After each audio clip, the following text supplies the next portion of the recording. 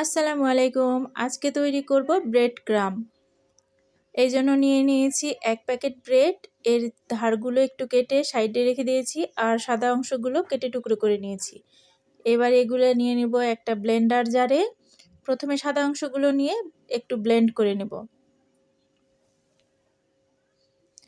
Blend করলেই হয়ে যাবে আমাদের সাদা ব্রেড ক্রাম্ব।